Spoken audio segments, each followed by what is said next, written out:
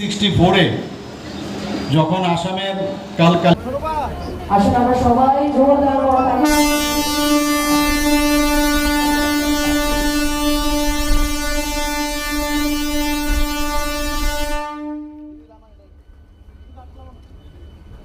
তিনি স্বর্গীয় প্রাক্তন প্রধানমন্ত্রী অটল বিহারী বাজপেয়ী, তার যাওয়ার সুবিধা রইবে এবং বাইরে যে ইলেকট্রিকের যে লাইন সেটা সম্পন্ন হয়েছে।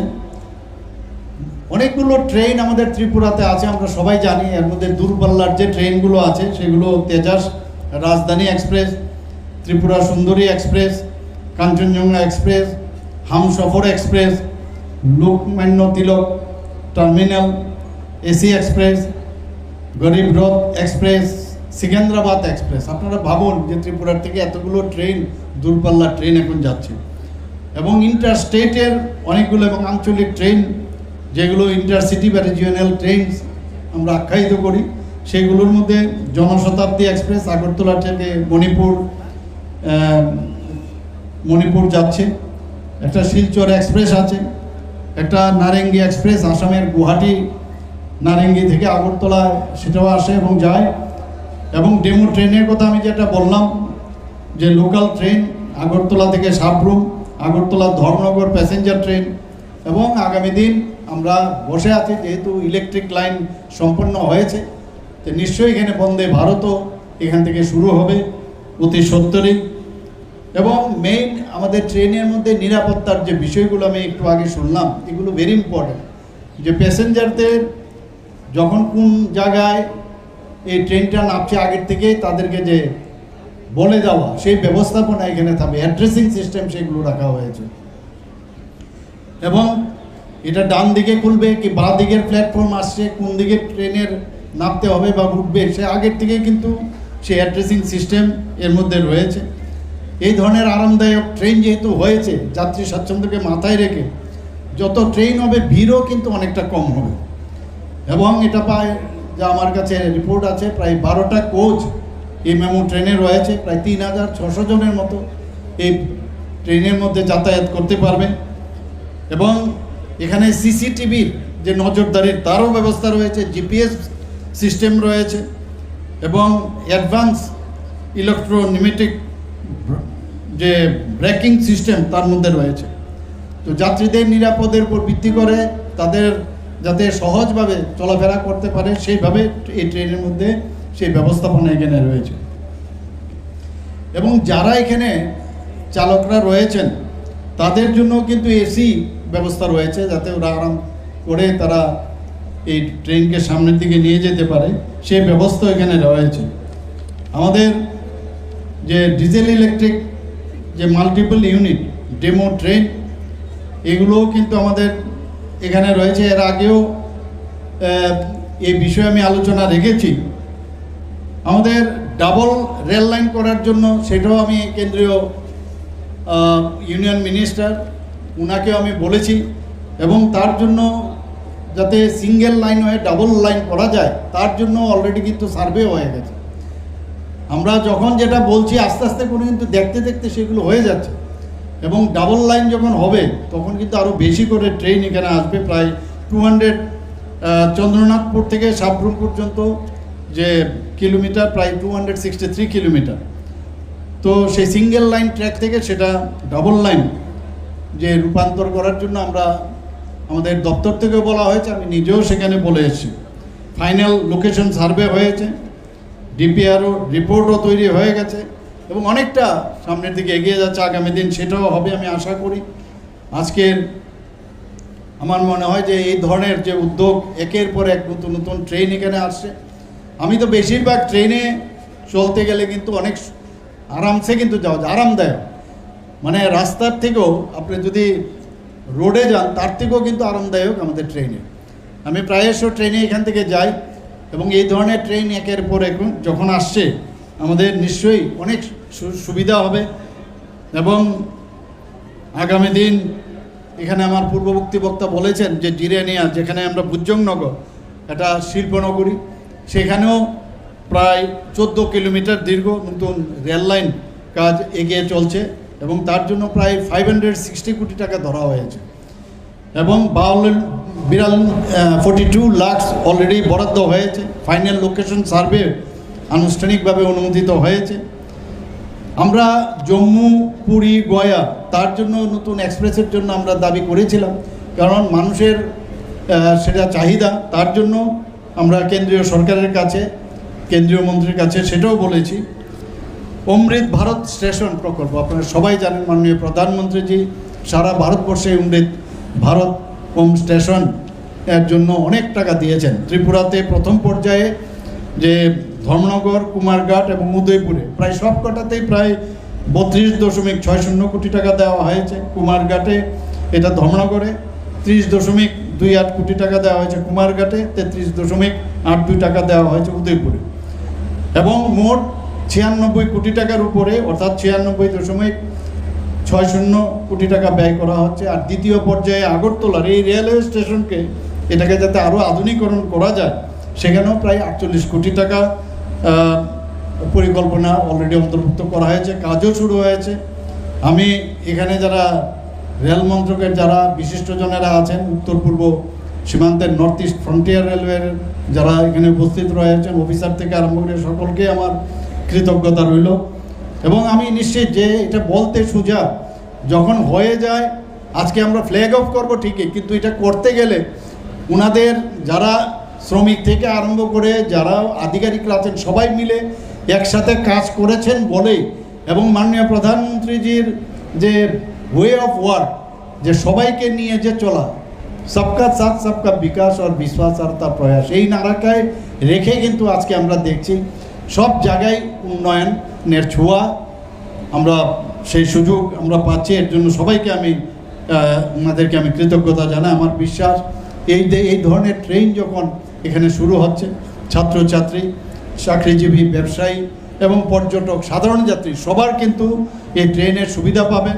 এবং এই ধরনের নতুন ট্রেন আমাদের নতুন ত্রিপুরা, আমরা বলছি নিউ ত্রিপুরা, নিউ ইন্ডিয়া, সেটাতে কিন্তু একটা নতুনভাবে একটা পালক সেখানে বুঝলো।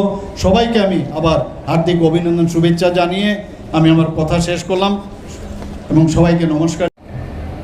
আমাদের টোটাল 18টা ট্রেন প্রতিদিন এখানে আগরতলা থেকে পরিচালিত হচ্ছে, 13টা এক্সপ্রেস ট্রেন এবং 5টা আমাদের ডেমো ট্রেন। এই 5টা ডেমো ট্রেন যেটা চলতো, আজ থেকে এই ডেমো ট্রেনগুলো ইলেকট্রিফিকেশনে, যেটা ডিজেল ইঞ্জিনে চলতো, আজকে সেটা ইলেকট্রিকের মাধ্যমে চলবে। আজ থেকে তার শুভ সূচনা হচ্ছে।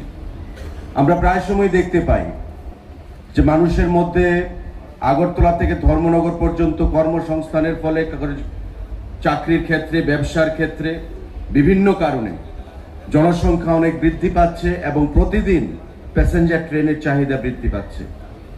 মাননীয় মুখ্যমন্ত্রী সেটাকে উপলব্ধি করে দিল্লির রেল দপ্তরের সঙ্গে কথা বললেন, আমরাও কথা বললাম, এবং কিছুদিনের মধ্যে যেই ট্রেন এর থেকে কম প্যাসেঞ্জার নিয়ে চলতো, এখন থেকে এই ট্রেন আরো বেশি প্যাসেঞ্জার নিয়ে চলবে এবং 3600 প্যাসেঞ্জার এই মেমো ট্রেনে সেখানে প্রতিদিন আগরতলা থেকে করিমগঞ্জ পর্যন্ত যাতায়াত করতে পারবে। আরো 4টা বেশি কম্পার্টমেন্ট নিয়ে সেটা চলাচল করবে। তো স্বাভাবিকভাবেই যাত্রী স্বাচ্ছন্দ্যের কথা মাথায় রেখে, রাজ্যের মানুষের কথা মাথায় রেখে ভারত সরকারের রেলওয়ে দপ্তর যে সিদ্ধান্ত নিয়েছেন, মাননীয় মুখ্যমন্ত্রীর অনুপ্রেরণায়, মাননীয় মুখ্যমন্ত্রীর প্রচেষ্টায়, আমরা তাকে সাধুবাদ জানাই, ধন্যবাদ জানাই নরেন্দ্র মোদীজিকে, ধন্যবাদ জানাই রেল দপ্তরের মন্ত্রী অশ্বিনী বৈষ্ণবজিকে এবং আমাদের মাননীয় মুখ্যমন্ত্রীকে। আজকে ভারতবর্ষের প্রতিটি জায়গায় প্রায় 1,35,000-এর উপর রেলের ট্র্যাক, যে রাস্তা কিলোমিটার, 1,35,000 কিলোমিটার রেলওয়ে রাস্তা আমাদের সারা ভারতবর্ষে তৈরি হয়েছে। তার মধ্যে প্রায় 69,000 কিলোমিটার ট্র্যাক মানে রাস্তা মোদী সরকারের আসার পর সেটা তৈরি হয়েছে। আর বিগত যে সরকারগুলো ছিল, বাকি সংখ্যাটা তাদের আমলে হয়েছে। আপনারা বিচার করে, বিশ্লেষণ করে দেখতে পারেন যে মোদীজি আসার পরে এই 12 বছরের মধ্যে প্রায় আমাদের ৬৯,০০০ কিলোমিটার রেলওয়ে ট্র্যাক বা রেলওয়ে রাস্তা যেটা তৈরি হয়েছে, আজকে মিজোরামের মতো জায়গায় যেখানে বাস চলাচল করা, গাড়ি চলাচল করা সেখানে সম্ভব ছিল না, আজকে মিজোরামের মধ্যে পর্যন্ত ব্রডগেজ রেলওয়ে লাইন সেখানে প্রতিস্থাপন করা হয়েছে। এটা লুকিস্ট পলিসি নয়, এটা অ্যাক্টিস্ট পলিসি। আগের সরকাররা কি বলতো যে লুকিস্ট পলিসি, নর্থ ইস্টের প্রতি দেখতে হবে। আর মোদিজি বলেন লুকিস্ট নয়, দেখে কোনো লাভ হবে না, অ্যাক্ট করতে হবে, কাজ করতে হবে। বৃক্ষ ফলে পরিচয়, কাজের মাধ্যমেই আমি আমার পরিচয় দেব। আজকে নরেন্দ্র মোদিজি কাজের মাধ্যমেই আজকে মিজোরাম বলুন, ত্রিপুরা বলুন, অরুণাচল বলুন, সিকিম বলুন, টোটাল নর্থ ইস্টকে, অষ্টলক্ষ্মীকে ঢেলে সাজিয়েছেন। এবং ওই জম্মু কাশ্মীর বলুন, হিমাচলের বলুন, প্রত্যেকটি জায়গায় পাহাড়ি অঞ্চলগুলোর মধ্যে, দুর্ভেদ্য জায়গাগুলোর মধ্যে রেলওয়ে কানেক্টিভিটি বিস্তার করে আজকে ভারতবর্ষকে এক রাজ্যের সঙ্গে আরেক রাজ্যকে জুড়ে দিচ্ছেন, এক ভারত শ্রেষ্ঠ ভারত তৈরি করার সেখানে কাজ করছেন। আমাদের রাজ্য ত্রিপুরা, একটা সময় ছিল, রাজীব দা বলে গেছেন, দিতে হবে, দিতে হবে, করতে হবে, করতে হবে।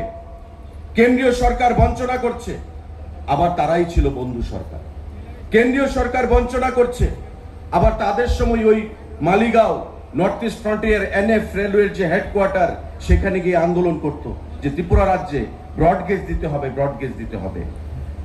আমাদের সরকারের আমলে, ডাবল ইঞ্জিন সরকারের আমলে, মাননীয় প্রফেসর মুখ্যমন্ত্রী ডক্টর মানিক শাহর আমলে, মোদিজির আমলে আন্দোলন করে কোনো জিনিস আনতে হয় না।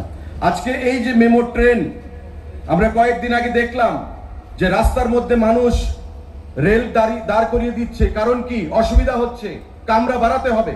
মাননীয় মুখ্যমন্ত্রী তৎক্ষণাৎ দিল্লির সাথে কথা বললেন, অশ্বিনী বৈষ্ণবজির সাথে কথা বললেন, আমাদের দপ্তর থেকে কথা বলা হলো, যোগাযোগ করা হলো, চিঠি প্রদান করা হলো। 15 দিনের মধ্যে এই মেমো ট্রেন সেখানে আরো বেশি লক্ষ কম্পার্টমেন্টকে নিয়ে, মানুষ নিয়ে যাতে চলাচল করতে পারে, আজ থেকে তার শুভ সূচনা মাননীয় মুখ্যমন্ত্রীর হাত ধরে সেটা করছে।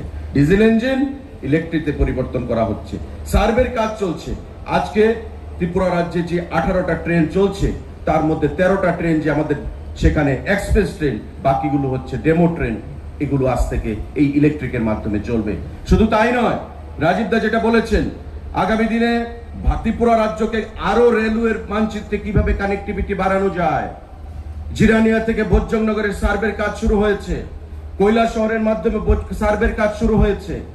মানুষের আরো অনেক চাহিদা, এবং আমরা আশ্বস্ত করতে চাই মাননীয় প্রফেসর ডক্টর মানিক শাহর নেতৃত্বে যে সরকার আমাদের চলছে, আগামী দিনে প্রতিটা মানুষকে সুশাসন প্রদানের মাধ্যমে অন্তিম ব্যক্তি পর্যন্ত আমাদের দল, আমাদের সরকারের যে লক্ষ্য উদ্দেশ্য, অন্তিম ব্যক্তি পর্যন্ত সুশাসন প্রদান করা, সেটাই আমাদের একমাত্র লক্ষ্য।